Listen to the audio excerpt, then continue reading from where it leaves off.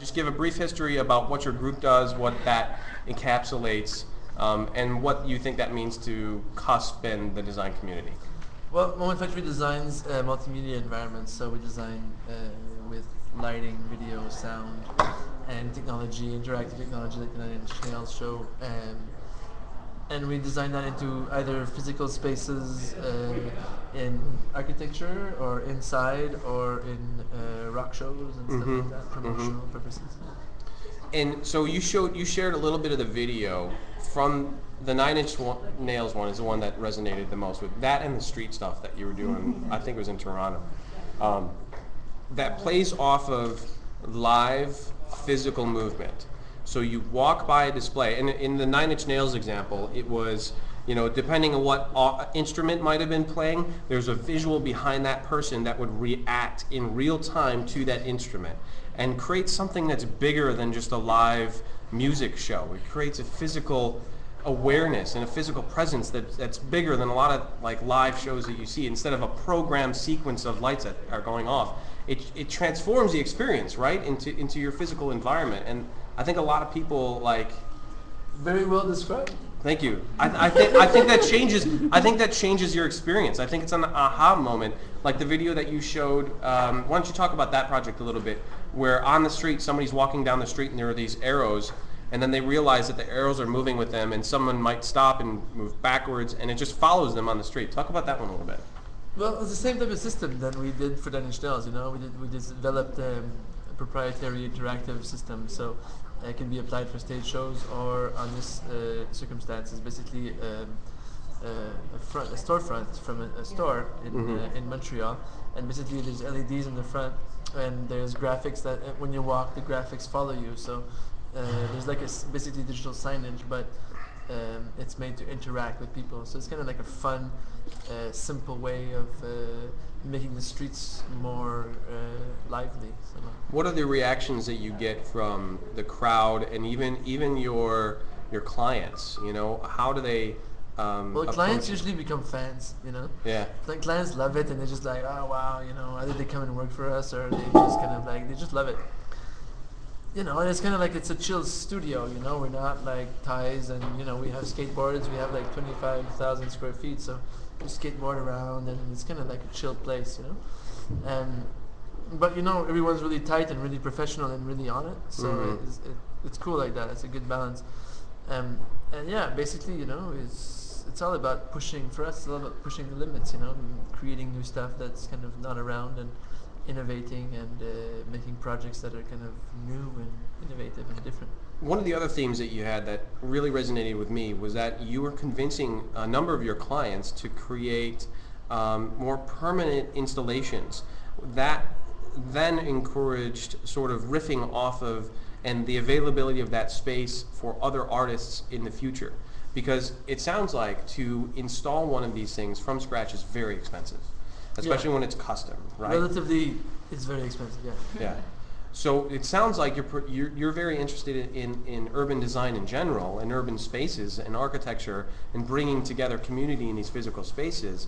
So a way to do that is to have these experiences last even longer by creating permanent installations that are then customizable from that point on, where you can invite other artists to play in that space. Well, at a certain point, we're interested in developing the medium, because the medium that we play in, our realm, is basically quite new. So there's not like a lot of these places. So if there's like 2-3 projects, big projects that fail in the world, it just brings down the credibility of the success of these types of environments. And so, it's like if the new iPhone just didn't work, well, then it was like smartphones. You know what I mean? Right. So it's kind of like it just needs to work. So it's also about like just being able to create a platform that has a life that can live by its own. So basically, the idea is to design an infrastructure that can accommodate a variety of installations, shows, and draw different types of people, and being able to rotate different types of shows in there without it costing so much money in operations.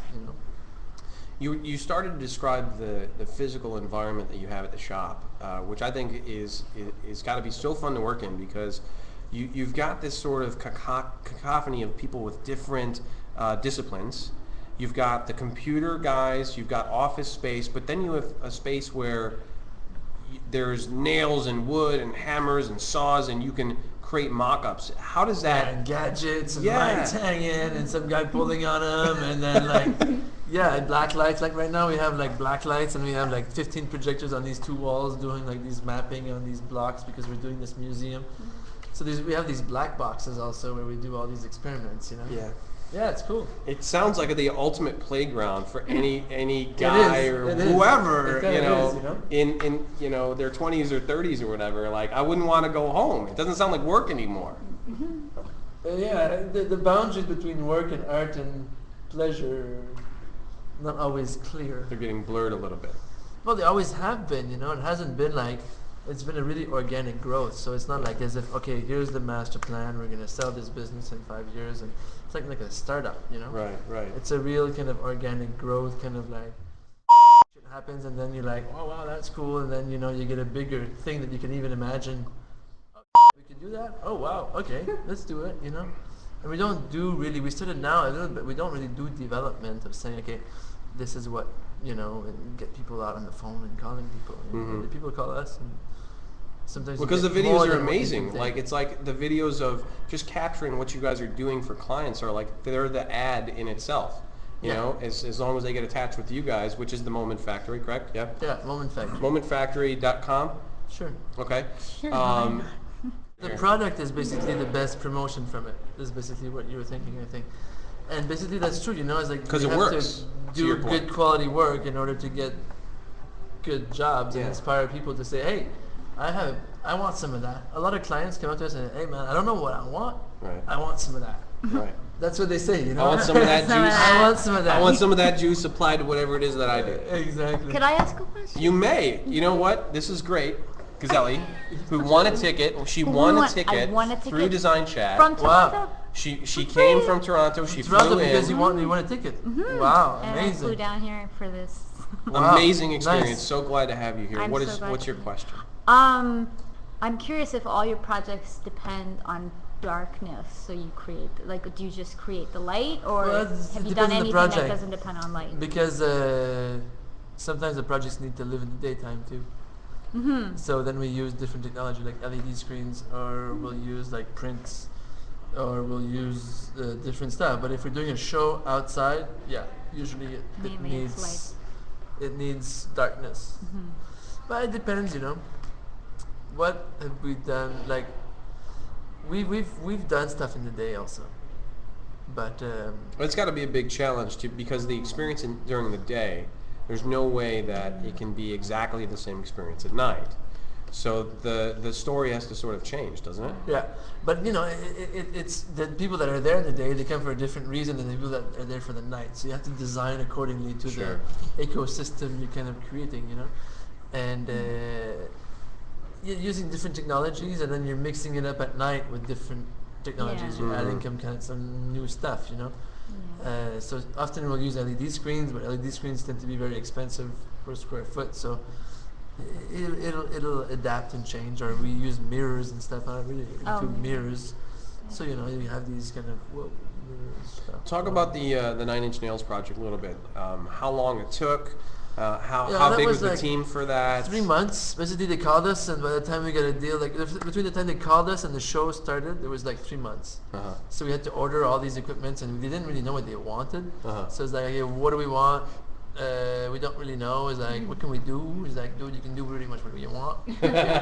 So you kind of like back and forth, and then we're sending videos to Trent in LA, and then we're talking on the phone, and basically we order a system that can do a lot of shit, and we end up doing a little bit before because he doesn't really know what he wants, and we go and we rehearse, and we bring maybe like 10 people. We're like 3-4 programmers, like hardcore programmers, a designer, and a bunch of people going down to LA to this kind of box studio where we rehearsed for a month with them and kind of locked the show there.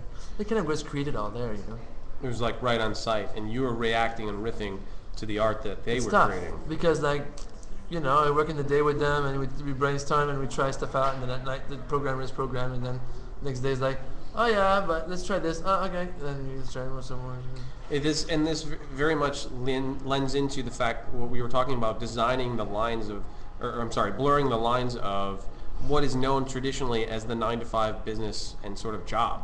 This lives completely outside of that because it's organic. It's an interaction and an action that has, no direct reflection of what the 9-to-5 suit and tie cubicle kind of thing is. It lives completely outside of that. Somehow. Yeah. Or am I just talking a bunch of BS? It's a beer talking. No, but you know what? No, It they're is like just cool that. people. But at the same time, it's like, we do what we do to get it out.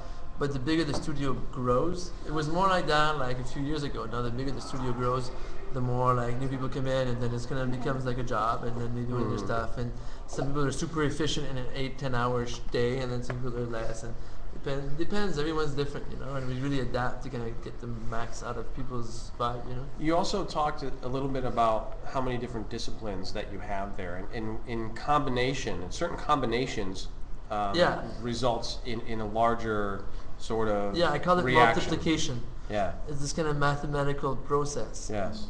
Where you put a graphic designer and a lighting designer together, and they give you more than if you put two lighting graphic designers. or Yeah. two lighting designers.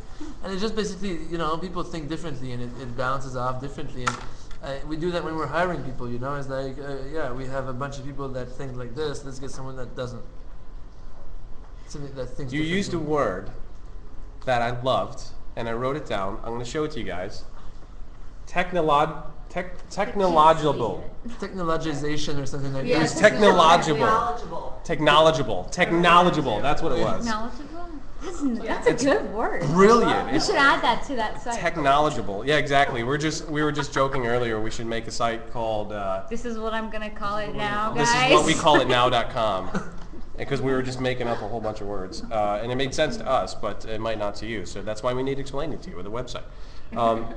Where did that word come from? How did it just flow out of your mouth today? Or is that something you use in your sort of nomenclature there at the studio? I think it's a French-English mix. I like it. I don't know, man. It's kind of like, That's the number one quality you're looking in people to hire. They're technological. No. No? Number 2. 4 maybe. All right. It depends. Some have to be and some shouldn't be because you want to mix them up. Sure, true. Well, it was a great presentation. The visuals totally blew my mind. It was stuff that I had seen, in different areas. So the other one, big project we didn't mention, was all the stuff for the Vancouver Olympics. Sure. Just recently. Amazing visuals that the whole world got to react to. So beautiful projects, beautiful videos. Is the website the best place to keep on checking out all the stuff that you're putting out there? Sure. Yeah, the website's a good place. Okay. Do you have a It Twitter always handle? gets kind of revamped with new stuff, or just changed the site like a few months ago. But we're so busy that there's a lot of new stuff that's going to get on there in the next few weeks. And I guess it's a bunch of designers listening. We're always looking for new friends and new people thinking in crazy How do they get in ways. contact? So, How do they get in well, contact? through the website, it's a good way. We have actually a little video thing on the website, so we like to. The personalities are very important for us, So we like people a little bit crazy.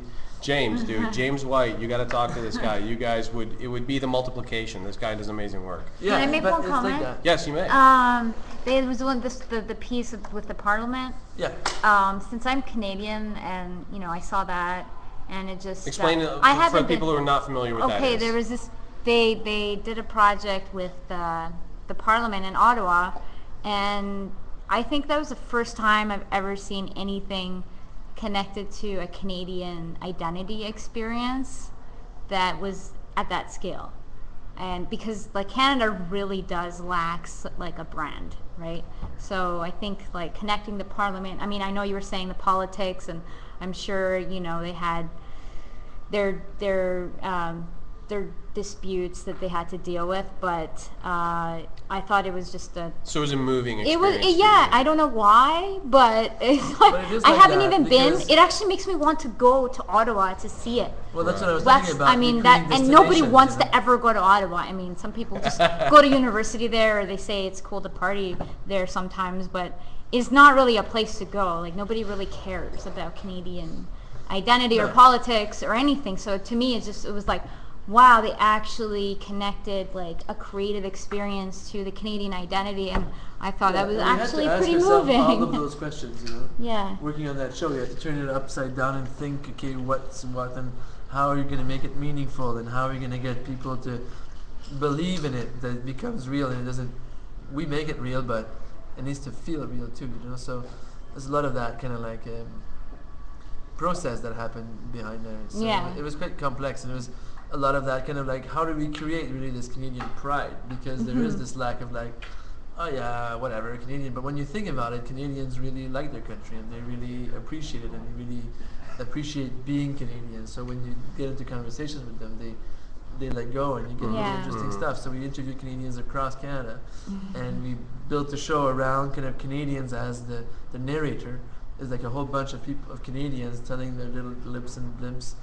And yeah, it works quite well. It's a pretty good show. Yeah. It does work quite well. We totally enjoyed your presentation and all the videos. Monsieur Bissett, Thanks, man. thank you Take so care. much for coming out, and Nice. we'll talk to you soon. All right. Thanks, guys. So nice to meet you. Nice to meet you too. Take care. Take care. And We're going to keep on bringing on some more guests throughout the next half hour or so. Lots of fun, exciting things coming your way. Who knows what's going to pop on Nice this to meet screen. I'm seeing someone in the room who I'm very familiar with. I'm Sean. Who I might pull on. Sean Adams is in the room, folks. I don't know if I can pull him on screen real quick. Sean, what's up, Good man? to see How you. doing? I'm good. How are you? I'm great. Good. Um, Oh, I brought alcohol. I'm so sorry. no. Are you kidding me? We fully part of encourage the we show. fully encourage this. I'm so sorry, but I do tend to travel with a cocktail at most times. Keep him here. Yeah. Sorry. So exciting to finally meet you in person. Everybody, Sean Adams, Adams Morioka from California. Your head looks much bigger than mine. It's because of the distance. It is. Let's even Okay. out the heads in the cusp space here. Okay, that works well. And I remember addressing how pale I looked in comparison to you during our last chat, and now we have a side-by-side comparison. It's very true. Our color palettes are quite different. I just came back from Hawaii. Well, okay, then I have an It's excuse. not, yeah, it's not, I was going to say it's not natural, but unfortunately it is. It's just, I was just in Hawaii for, a week. And I read somewhere that and I teased at this earlier. There was another thing that you were going on with Justin Narens tonight for AIGA. Yeah, I went down to Columbia. You were a and did a busy lecture. man. So you lectured here, you lectured at Columbia, you're back here on DesignChat. Oh my Yeah, goodness, I you're know. a busy man. I've got AIG Orange County, like, when I get back. Wow. I know.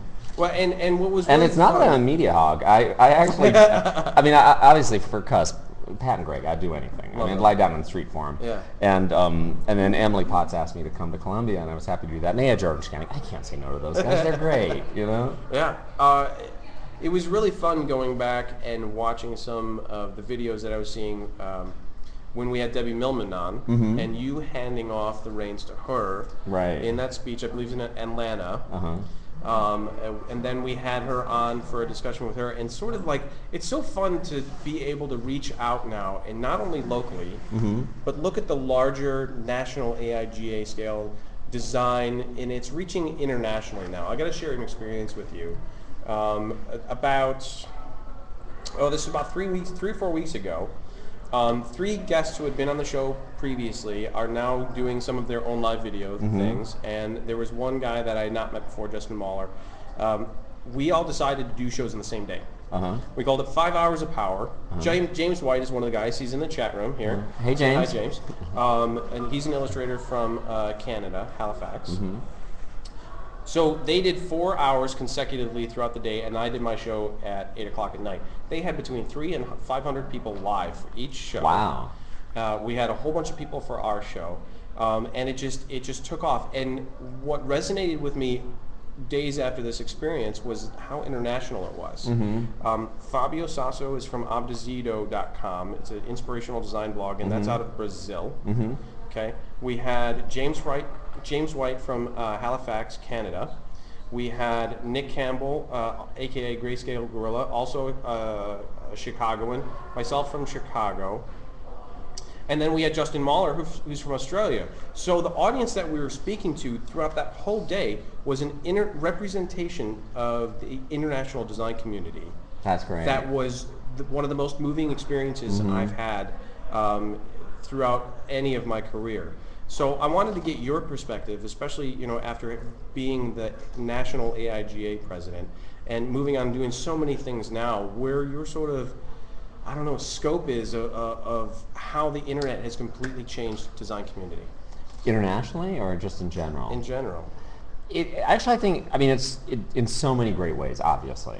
One of the things that I think is interesting is I remember years ago talking to John Bielenberg about this, that in my day, back in 1725, the system was so closed. It was really like basically there were 4 magazines, maybe 3 or 4 books a year came out.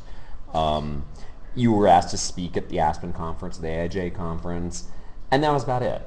That was the limited sort of, so this entire system was fairly maintained. And I actually say it's sort of like the old Hollywood star system, that a few studios crafted stars and then just sort of kept pushing them out.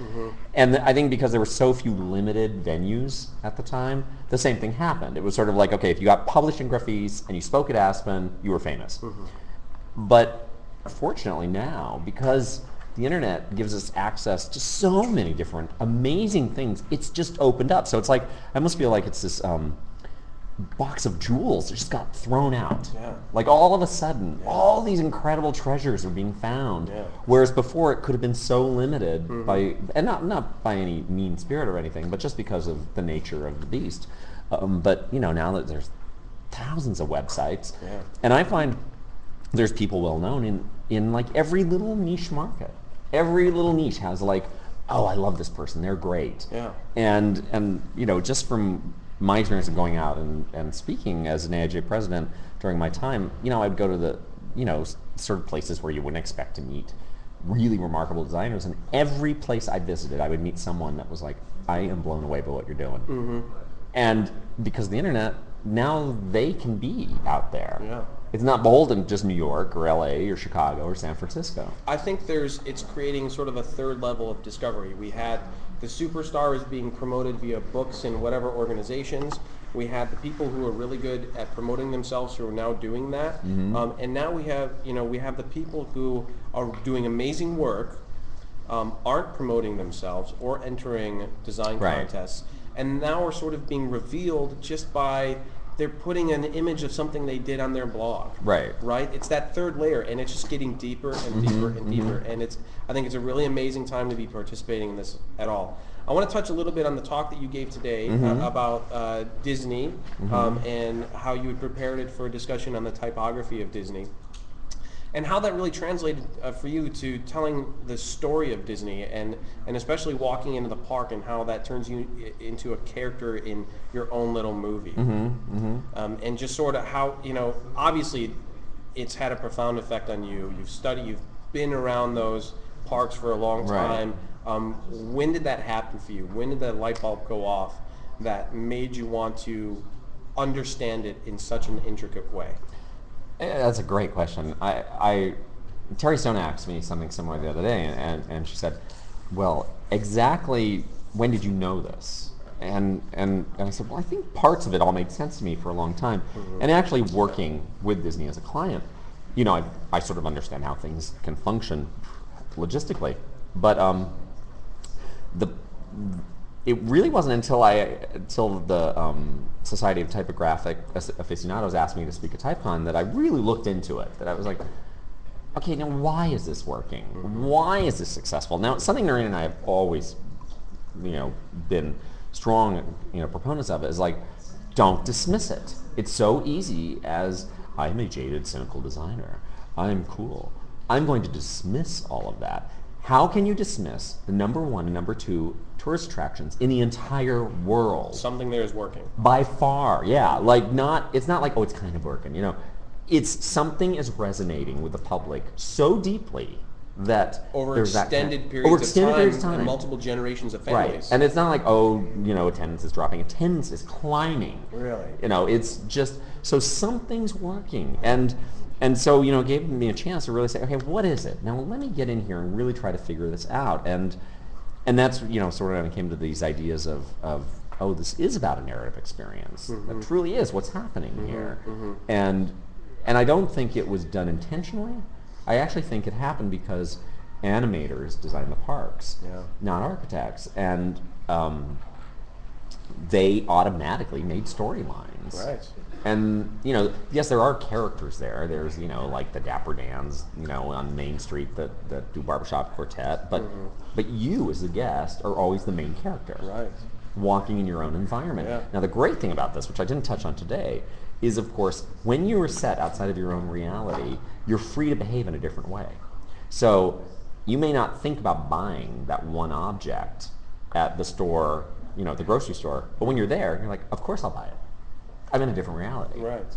So it opens up this sort of consumerist like lockbox that and then I think people walk away from it feeling like, I really enjoyed myself. I don't know why.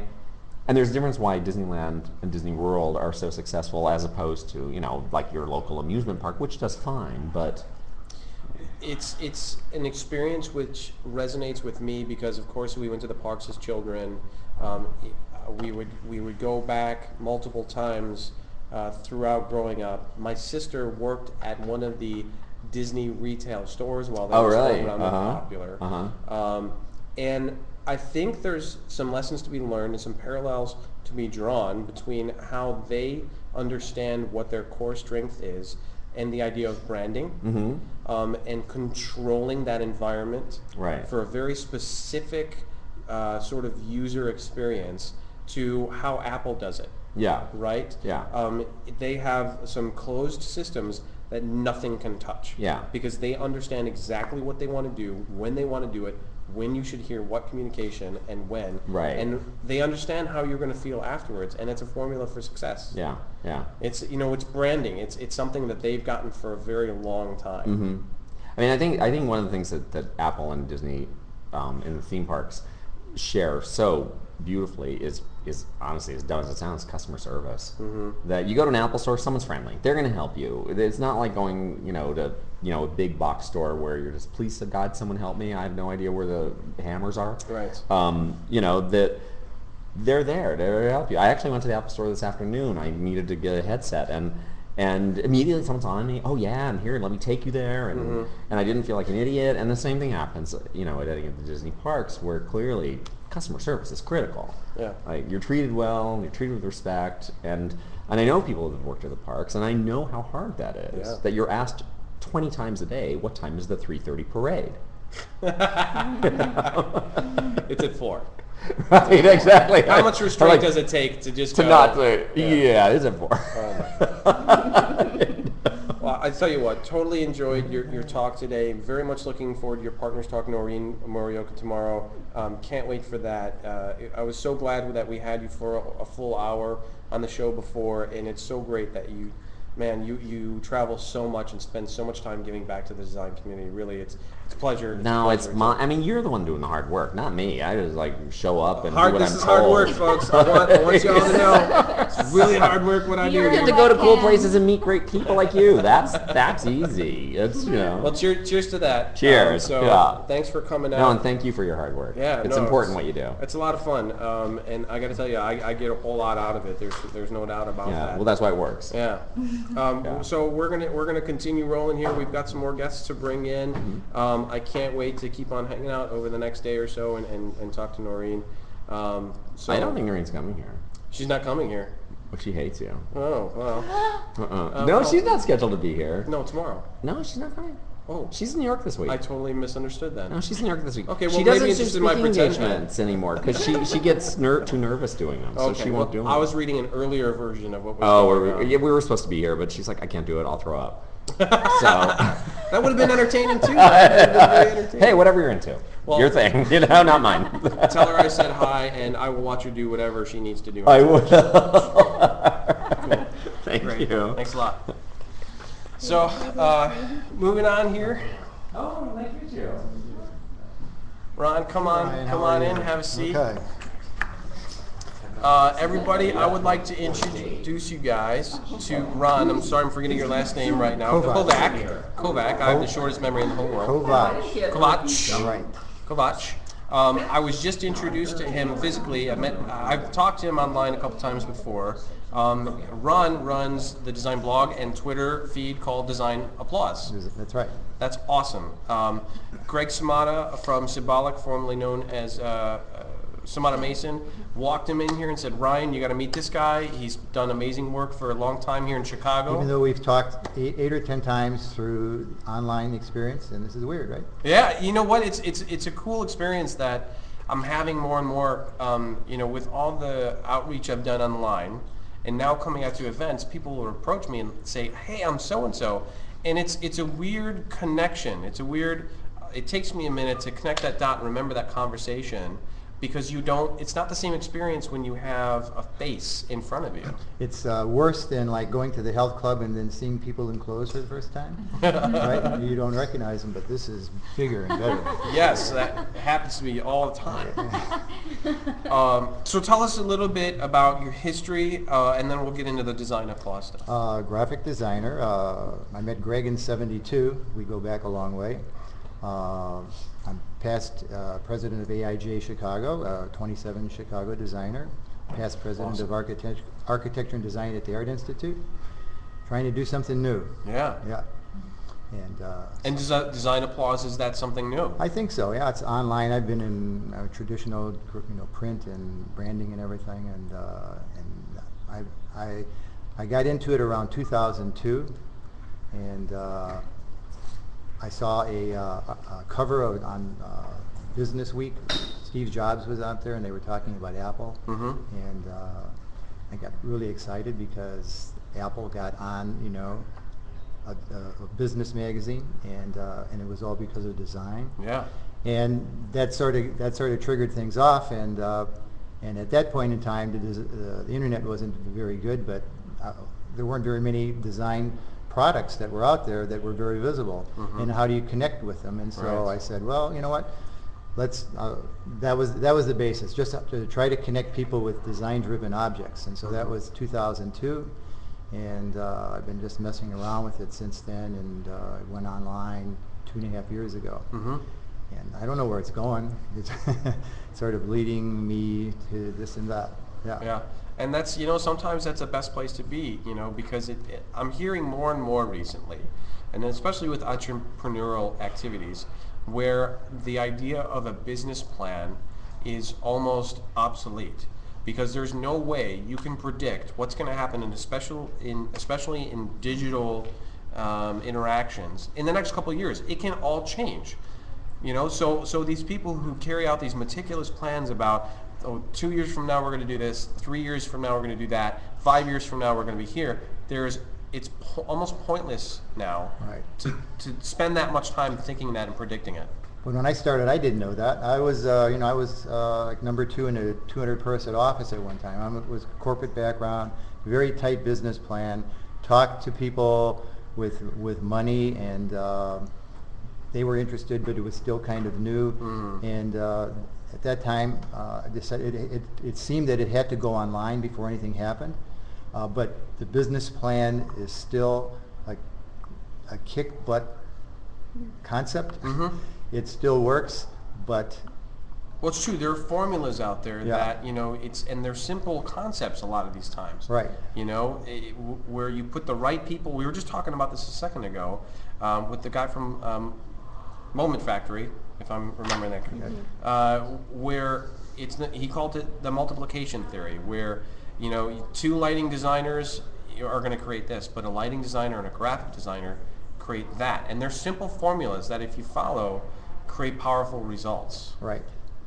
And I think it's great. I watch Facebook, and it's grown so much, and I wonder why. And it's because they do things fast, and They do things very fast. And that's the deal right now. I never I just hired some interns for the summer, and I've been thinking about that for a couple of years, and just by doing that, they've taken me off in a totally different direction. So I'm just sort of laying back and watching where they're going with it. I'm kind of just editing things right now, and so summer's over, and I'll analyze that, and I'll get some more interns Right. in a couple of weeks. Yeah. Yeah. So you've seen the design profession sort of overlap, you know, a number of times now for being involved at such a high level for so long. Are there things that you're seeing right now, you know, with some of the things that move so fast that concern you, that you don't think are headed in the right direction? Speed doesn't worry me. I don't, you know, it's just what's working. Yeah. And you just can't run out of time. That's all. If you run out of time or money or passion and desire, then it's over. So I don't think so. We were listening to Sean, and it's a very complex, multi-layered discipline right now. Design is everything. Design is everywhere. Yeah. And you know, I'm trying to. You know, when Greg said you were going to interview me, it was a surprise because I'm here to interview other people. I'm here as media now. This is different. It's great because you can just walk into anywhere and they immediately come and say sit down, and because they want press, and so I wasn't really prepared. I was thinking about interviewing other people, and now it's a flip side. It's a little bit different that I have to think about what am I going to say, Right. and you know what? It doesn't matter. It's a result of this great media time that we have right now, where we've gone from the one-way press communication. These people are pushing out messages to you of what you should know, what they think you should know, and when, to now it's anyone talking to anyone. Right. And you know, and a lot of times I don't like to look at what we're doing as an interview. I mean, it comes across that way in some forms, but it's because I'm not a broadcast professional. You know, I've never been involved in any of this. I am an art director. I am a designer by heart. That's my trade. That's what I will always do. And what we found as a group is a way to reach out to the larger design community and just share ideas and share conversations. You know, and it's just a way. And when we talk, they talked a little bit about a lot about education earlier today and literacy. And one of the things that has been on my mind and that we've talked a lot about recently is that literacy is changing. And what literacy means now is not so much that you can just read and write.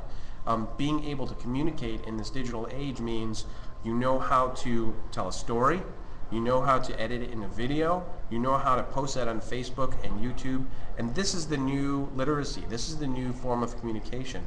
And the way that we do that is changing so fast, it's crazy. It's so hard to keep up with. I just met a 21-month-old kid who can spell on his iPhone. Mind He spelled goat. Wow. Right, when he was able to turn Like today, like here, that happened? a couple of weeks ago. Oh. Turned on his mom's iPhone, was able to find the application and spell goat. That's pretty scary. That's great. I love it. Oh my gosh. I don't even know what to say to that. That's gonna haunt my dreams tonight. Yeah. You know, like there's nothing wrong with that, but that's just another illustration of literacy, right? Right. And how quickly that young children are going to be able to communicate in a digital era because we're bringing in design, we're bringing in visual communication, and the way and speech patterns and like I'm forgetting his name now, the comic book guy, Josh Elder, who promotes education through comic books and laid out this intricate argument about all these reasons why our metacognition works faster when combining images and text, and why that makes sense to apply it to education and you know, not scoff at it because it's a silly comic book. You know, there's provable results you know, that show that you can learn faster Right. because of visual interaction. And what's interesting now, my neighbor, she's in her 70s, and she just got an iPad. And you should see her. She's had it about 3 weeks now, and she's from Paris. And so she gets us on the Google satellite and takes us right down to where her street is, Yeah. and looks through all the shops and everything. And I read an article where they said that Apple is missing the boat on who they're marketing to, that she's a great example of a person who is not at all computer literate. I mean, you know, she maybe can go to her bank account or get airline tickets, but that's about it. And so she's got equipment that's 5 or 6 years old, and now she takes the iPad, and with the interface she jumps right on it, she goes right into it, and she's just learning all over. She's learning all over. Yeah, it's an experience she just wouldn't have had without that interface. Right. There's just no way. Right. That's amazing. So tell us a little bit more about Design Applause. It's something I'm very interested in because we're very passionate about design community. Anyone that is promoting that, we're very excited about. What are, you know, so you said 2 years ago it just went on sort of live. Right. Right. And I had to put it on. I just had to put it on, and it was well, the core values, if I can remember without reading them, because wasn't prepared. It was like we raise the design awareness, and we connect people with products, and we explain a little bit about design in the bigger picture. So those are the 3 core values, and the connection part was the premise of it, and how to find products, people can find products. But to throw it right on, it just went on as a blog form, and now it's evolved into an e-zine. It's just an e-zine right now. Nothing, it's just a magazine. And the difference is that it covers every product. It's not niched. It isn't furniture. It isn't fashion. It's everything. And some stories are long and some are short. Right now, I mean, we were talking about technology. Twitter has changed the way Design Applause works right now, just by grabbing things, and it's just happened so fast, and so I'm trying to figure out what to do with that. And Facebook, I just got on Facebook in January, and that's really pushed up traffic, and trying to figure that one out too. Right. So, so I think the connection part, the product connection part, will happen next year, but right now will just be a magazine. It's very exciting. I can't wait to see what comes of that, and to be part of that design community at all is very fun for me, and I'm sure a lot of the people who watch the show and are interested in design at all and design community are going to be interested in that too. So it's designapplause.com, and on Twitter it's @DesignApplause. @Design Applause, and Design Applause on Facebook. Yep. Awesome. Okay, and this DesignChat is great. I mean, Thanks, just man. think, you had Thank this live thing going on for over 45 minutes, and I don't know what's happening here, but it seems like you've been doing this all your life, so this is great. I salute you. Thank you very much. Okay. Yeah. DesignChat. Go. Thank you. All right. We will do that. Good night. Applause. Design Applause. Design Applause on DesignChat. We actually do that almost That at was the beginning good. of every episode. We do like a little golf clap for thanking people. So it's very much in that same nature. All right, great. Yeah. All right, this is fun. I want to see That it. was Cool. Yeah. I'll let you Okay. know as soon as we publish it. Okay. Yeah. We're going to keep on going here. Thank you, Ron, very much. All right, right. We'll be talking soon. Okay. We might have another person coming on. We might not. We're still kind of working that out. Sean is getting Tim Will right now. I saw him a second ago. His name is Tim Will. Gave a very passionate speech today, and we'll get him on in a minute. Hopefully, we can grab him. It's already 9 o'clock. We might go a little bit later now because we kind of started slow, so started late. We might be kicked out of here by security, though, which is fine. They have a job to do, and we're on borrowed time as it is. But we promised them we'd be out like right at 9 o'clock. But we'll figure it out. And thanks to, I think her name was Judy. Yes, it is. From the Museum of Contemporary Art. We are broadcasting from the Museum of Contemporary Art tonight, where Cusp Conference is happening today and tomorrow. So exciting to see so many people come in here. Sean Adams just jumped in. I had no idea he was coming. He just showed up, and I was like, yes, come on the camera, like now. We have another guest for you guys here that we're going to bring on. His name is Tim Will. Welcome, Tim Will, to the discussion. How are you? I'm doing fine. Thank you for Have having a me. seat. Come on, pull up. Okay. Let's talk. It's a long day, man. It's a long day. Why don't you come in a little closer here? Let's get you on camera. There you go. There we go. Mr. Tim Will. Well, I tell you, I didn't realize I was that gray. You're a good-looking man, my friend. There you go. See? What do you Is think? that better? Is that Take a a little better? female vote here. That's the only one that counts. There. Hey, Golf claps This is the final hey. applause. from the audience here. I was just sharing with the audience how you had given a passionate speech. It was a moving speech. It was a moving talk. It was very revealing. You walked on stage with a Wheaties box. Tell us, or not a Wheaties box, but a cereal box. That's right. Why did you walk on the stage with a cereal box in your hand? Well, I wanted to engage the audience immediately in what is a tremendously big problem in this country, and that is that out of that particular box cost me $4.70, but the farmer accrued possibly 3 cents out of that money. And the problem with that is that we have promoted a mass production type of agriculture that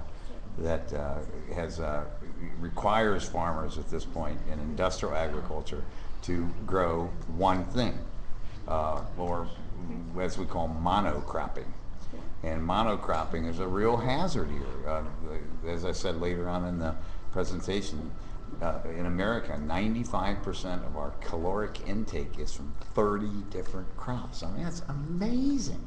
There's millions of plants, and we get 95%. I'll bet you, just in Pareto's law, the 80-20 rule, you're going to have corn and wheat are going to be two of them. So we've commoditized food to the point that the farmer gets very little for his efforts. So what we're talking about here from the designer's perspective, because this is Cusp, the design of everything. We're not talking about packaging, we're not talking about marketing, we're talking about a socio-economical health issue, Sure. right? And a corporate issue. And we're talking about these big ideas here because as designers and as creators, there are things that we can do about it. And as consumers, right? Consumer runs the show. Exactly. Yeah. About making smart decisions about what you buy and when you buy and understanding what it is that you're buying and putting into your body, right? Very, very, very important. You've heard lately about the problem with obesity. Well, can't anybody draw a parallel with the idea that we're only eating 30 crops for 95% of our calories, and 40% of the kids in urban public schools are overweight? Seems to be pretty, I'm not a detective. Right. I can sniff that one. Even Stevie Wonder could see that. Even Stevie Wonder could see that. This is Design Chat, and we do take questions from the audience. We've got a question from the audience here in a text format, but you know what? You're sitting here right now, Andrew, and we're not going to let you get away with that. You're going to walk around here on camera real quick and ask your question. Hit the button anyway. Come around right here. Is it a Stevie Wonder question? It's not a Stevie Wonder. Okay. I Come was on. wondering if you had any thoughts on the way that food production affects population growth. Well, this is going to be very, very revolutionary for you. Get ready. However, Put in your there's- seatbelts, guys. We've talked a little bit about genetically modified seeds, GM seeds that have been cloned with the. There's actually now someone had just told me that they're trying to put a fish gene into plant life for some esoteric reason or other, and they're finding out that in long-term research that there's a correlation that they can't do enough to prove anything between testosterone levels in men and the ingestion of genetically modified seed products. There would be certain schools of thought that says there's a great deal to do between what you eat and your ability to reproduce. Well, I was thinking also on just the fact that we create so much surplus, and the population will just keep growing to fit the production. Well, I think that's going to come to a great crash because that surplus is tied to the cheap availability of fossil fuels.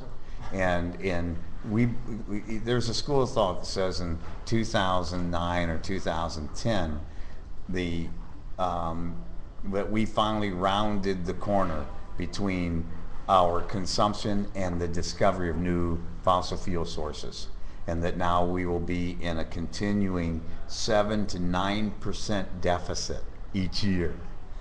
So as that, I'm looking at it the other way around, and that is, how are we going to feed people when the industrial food system collapses? Because as we talked in the seminar, the logic of bringing food 1,500 miles and using 20% of our potential fossil fuels for the cultivation and transportation of food is based on the reality in the 60s of sub $3 a barrel oil. That world doesn't exist anymore. All right, so we actually saw in June 2008, when diesel went up to $4.50 a gallon, it was costing, between Charlotte, North Carolina and California, round trip, the cost for the truck, the use of the truck, the driver, and the fuel was $7,000 to $8,000 per trip. Now, the system is set up to move 1,000 boxes at a time. So right now, you've added $7 to a box of food before you even paid the farmer a penny. So I don't know if that's sustainable. And at some point or another, and I rue the day when the price of oil goes up, we've done everything we can to drive the small farmer out of business. And when I talk to people that I consider experts in the field, and I ask them, how many farmers are we going to need to replace the industrial food system when it collapses? The most conservative estimate is 10 million. Now, I'm from an agricultural state. The biggest economy. Big number. The biggest economy in our state is agriculture, and we support the only high school in the state that teaches sustainable agriculture. Yeah, I want to get into this a little bit.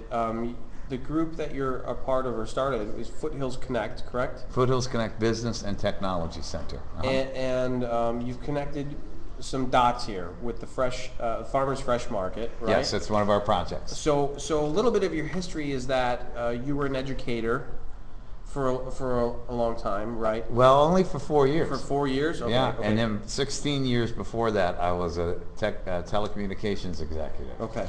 And then before that, I worked in New Orleans as a neighborhood planner. And then you make the move to North Carolina. Yeah, in And 2006. you had one idea of what your future was going to be like. And when you get there, you start paying attention to what's happening around you and what's happened to the sort of Appalachian area and the people who live there and had lived there for hundreds of years. Yes, indeed. You even brought up an example of a man who had something from a king that said he owned his land instead of a regular deed or permit to his land. Right. He had a royal charter. Royal charter, unbelievable. Yeah. So you start paying attention to these things around your new home, your new area, and you start connecting the dots, and you decide to do what? Well, I thought I was going to be a teacher. Yeah. And and I had been teaching, and I taught in a actually nationally acclaimed school called Design and Architecture Senior High in Miami. And in that school, I didn't have a classroom. I had a cart with 4 wheels, LCD projector, and I'd reduced my entire curriculum into 36 PowerPoint presentations. So I went into these schools for interviews, and they went, "What?" Because they didn't even have broadband there. And here I am from a world where I can't imagine teaching kids without broadband. Yeah.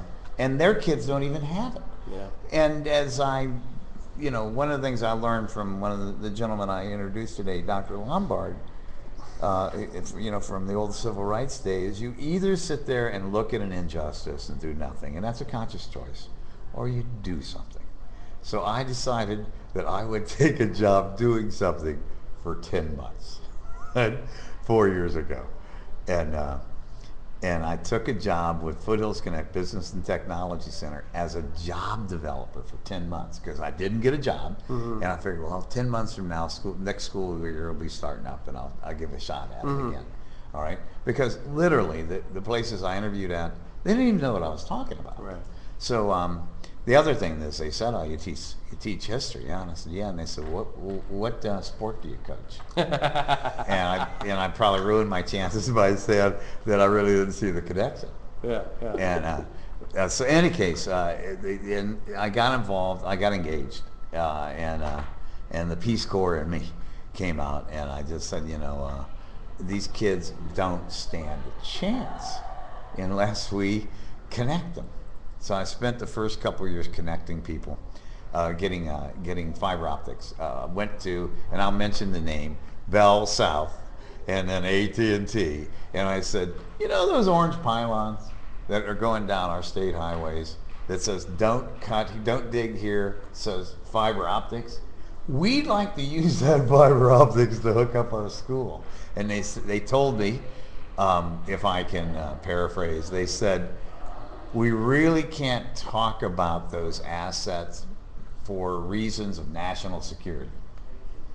So I didn't think I was going to get much cooperation there. Yeah, so yeah. we went out and actually raised $1.5 million along with the county government and a few other entities.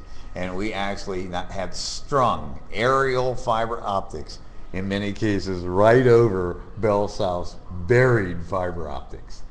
All right? So silly. So much for corporate responsibility. Right, yeah. So, and it's still the case. All right. So, in any case, by the time I got engaged in it, it was too late. And now both my North Carolina and Florida teaching certificates, my licenses have expired. So I'm stuck. You're stuck doing a good thing. Yeah. And if you look at the really big picture of how many lives that you've affected by being the doer that you are, Michael Escotis just said, fantastic, a doer in the chat room. I like this guy. He's a great guy. He's good. He's a dear friend of mine. So you look at the whole story for a second, guys. I really want you to understand what this man has done. Moved to an area that didn't have fiber optic cable. Realized that the people who had been living on this land were in desolation because they weren't teaching the young children the necessary skills that they needed to survive once they graduated. Realized that it was a land that had great opportunity to be farmed on that was no longer being farmed on because all these people for the last couple generations have been working in factories. Those jobs are gone. There's no money.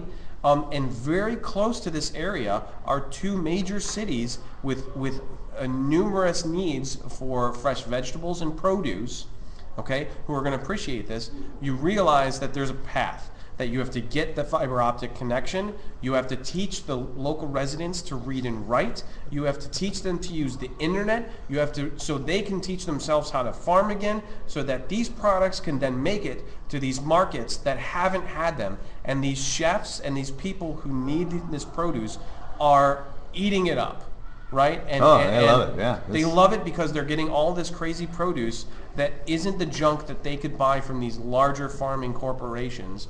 This the monocropping that we're calling it here, Right. And you're providing. I want you guys to reflect for a moment on how many lives that this man has touched by the actions that he's taken. It's very impressive. It's moving to look at you and think about all of those people. The ripples that you make from one person out to all this is an amazing story, and I Well, congratulate you on doing everything you've done for that region. Well, thank you. But it's not me. It's literally hundreds of people whose backs are against the wall. Yeah. The Appalachian people have a tremendous amount of family integrity. That's why I love living with them, because they still understand what family's about. It's the basis of their lives. And for them to see their children and grandchildren have to leave to make a living, it's one of the most heartbreaking things you can possibly imagine for them, and just to watch us, to witness the pathos. But so it's not mine. This is what they're doing. They're doing the hardest thing in the world to do, and that's for a 300-year-old Appalachian culture to change. All right. Yeah. And let me just give you an idea of, and again, I'm speaking as a teacher. All right, is there's a concept in anthropology called ethnocentrism.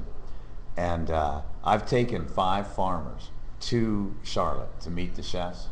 Actually, not since that was in the first 2 years. I took 5.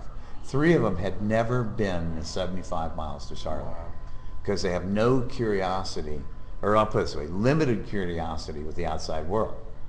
All right, these are teetotalers, they're Bible thumpers, they're very fundamentalist, conservative people for the most part, and they don't see the big city as a healthy place for them to be. So they've never been there, hadn't even had a curiosity to go there. So that says a little bit about them too. All right, but so what we have done that I'm most proud of is we've spanned that gulf of suspicion and prejudice between peoples, urban, sophisticated, urbane people in Charlotte, and a mountain culture that has been around since about the 1670s. Yeah. And we've gotten them to recognize their interdependence. Right. Yeah. I mean, there's nothing that gratifies me more than to hear some of the folks in Charlotte talk about their farmer. Wow. And another thing that's gratifying is out there in cyberspace, go to www.charlotteblogspot.com. And this is a blog. We don't write it. This is one of the ladies that buys the food from us each week. And she called me and she said that for the first time in a number of years, her family's actually sitting down and eating together because the food is good. Yeah. But there's so many ladies that don't know how to cook anymore. She's put out this blog spot to with pictures to educate the urban women how to cook with fresh food. Oh. I had another lady call me and she was near in tears and she said, I feel terrible about this, but I thought that I got fresh food at the grocery store. Right. Not knowing that Right. it's 10 to 14 days old just based on their distribution system. Yeah. And you know what, the cool realization here is that we look at our modern day American culture where we're so induced with convenience is good, right? We've got so many other things to do and running the kids around to all these different things. So instead of stopping and cooking a proper meal, we grab the food on the way home so we can shove food in our kids' mouths and get on with the rest of our day and the more important things. But this interaction, this transformative sort of cultural experience is now putting an importance back on family and preparing a proper meal. Oh yeah. And with good foods and nutrients, nurturing the body and the family, and an experience in a moment that seems to be missing in American culture right now. Oh, it's everything about this is positive, and just the point that you're making there, where if we can get families to sit down and eat together. Yeah. Oh man, what a transition that is. Yeah. I know in my family that was something that we held sacred. You couldn't miss the evening meal. You had to Right. sit down, we prayed together, we talked about our day, and we went around our business. Yeah. Right. So few families do that anymore. Right. And I know my kids have told me that was one of the more interesting parts of the day, and they didn't tell me that when they mentioned that to their friends said, "You do that?" Yeah. That was so It was sort of shocking to them. very odd. Yeah. So yeah, and the idea that within this culture where the food system is anonymous, you have no idea where that food you're getting comes from. And we are now connecting those people. We're reducing that distance between the producer, the farmer, and the consumer, the eater. That's so important because I think it's the only way we're going to beat this illogic that says sell food that's bad for you, that's bathed in poison, and that's come and used 20% of your fossil fuels to move it. I don't get it. When I tell people about Cusp Conference and my experience as a designer, I describe it as a transformative experience. Seeing all these people from so many different professions and backgrounds, this is a story that I would not have been exposed to other than maybe a blog post. But now I've heard you speak. I've gotten to have a great discussion with you. And as designers and creators, we're learning more and more that our power as visual communicators can reach out and affect so many other important issues. This is one of them. This is one you should pay attention to. And you had 3 bullet points at the end of your talk that spoke about how to understand what you're buying. Yeah, in fact, you want to destroy that other system, because they can't play the game. Is that you only have to do 3 things: buy fresh, buy local, buy environmentally sensitive, and that's the antithesis of the other food system. So that's all you got to do, 3 things. Spend your money wisely. Very simple. Tim, thank you so much. My pleasure. For Thanks spending for the having time. me. For great conversation. Great design chat. Thank you guys for coming out and hanging out the whole time. Tim, hang out for just a minute. Yeah. I want to wrap up with you in a second. But guys, that's the end of our show. Thank you for coming out. It's sort of a long night, I understand. Right. But I'm going to be tweeting again tomorrow about the experiences here. Follow hashtag. I'll use the proper one that they're asking for. Cusp 2010. It's 2 extra characters, but whatever. No, but it's really cool, guys. You guys pay attention to this. This is a great experience, and if you can get here next year, please do. Hopefully, we'll be around and be giving away more tickets. Great job, Michael. Thank you for saying that. We'll be talking to you guys soon, and bye. Have a good night.